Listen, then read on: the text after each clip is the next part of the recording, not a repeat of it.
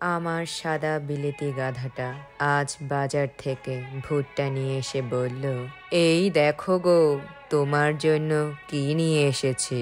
কাছে গিয়ে দেখি ভুট্টা হাতে দাঁড়িয়ে আছে। ওকে জিজ্ঞেস করলাম, আজকেও কি সবুজ রংটা দেখে কিনে নিয়ে আসলে? উত্তর এসে বলল, ভুট্টা আমার খুব পছন্দ, তাই এনেছি। তখন আমার মনে পড়ল গাধাটা বেশ কয়েক মাস আগে আমাকে নিয়ে ভুট্টা খেতে বেড়াতে যেতে চেয়েছিল।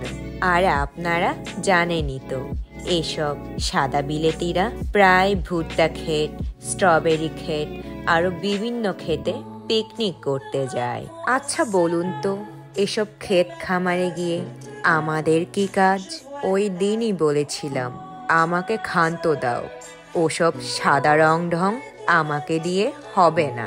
সে যাই হোক, সবুজ সতেজ কচি কচি ভুট্টাগুলো দেখেই আমার মনটা নরম হয়ে গেল।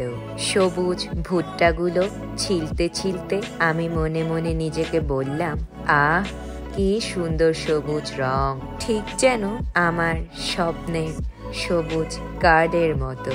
গর্ধবটা আবার বায়না ধরল, ভুট্টার সাথে তার নাকি আবার একটু সবজির স্যুপও লাগবে। তাই ঝটপট বের করে ফেললাম আমার হলেও হতে পারে বিলাতি শাশুড়ির রেসিপির বইটি। গাধাটা আবার মিনমিন করে বলল, এই চলো না, আসছে গ্রীষ্মে আমরা একটু ভুট্টা খেতে বেড়াতে যাই। শেষমেশ বলেই ফেললাম, দেখো বাপু, আমি ধানের দেশের মানুষ, ওসব ভুট্টো ফুট্টো আমায় টানে না। তোমার ইচ্ছে হলে তুমি একাই যাও। আমি কিছুতেই বুঝে উঠতে পারি না ও প্রতিদিন কেন আমার মেজাজটা বিগড়ে দেয়। গর্ধবটা মন খারাপ করে আমার সামনে থেকে চলে গেল। যেতে যেতে আবার মিনমিন করে বলতে লাগলো, একটু ভুট্টা খেতে গেলে কি হয়?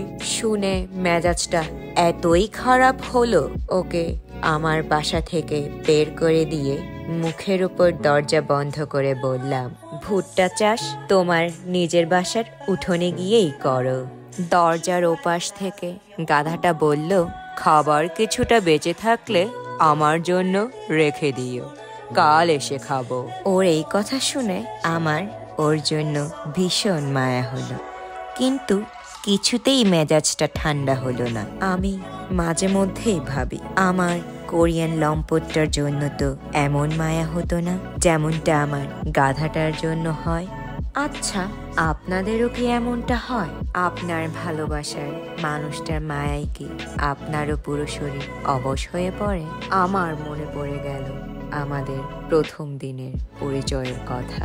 সেদিনের কথা মনে পড়লে আমার এখনো পুরো শরীরে শিহরণ জেগে উঠে। ওসব ভাবলেই আমার গাল দুটো লজ্জায় লাল হয়ে যায়। আমার প্রায় মনে হয় এই তো সেদিনই ওর সাথে পরিচয় হলো, কিন্তু দেখতে দেখতে কতগুলো মাস কেটে গেল। থাক, ওসব গল্প আর একদিন।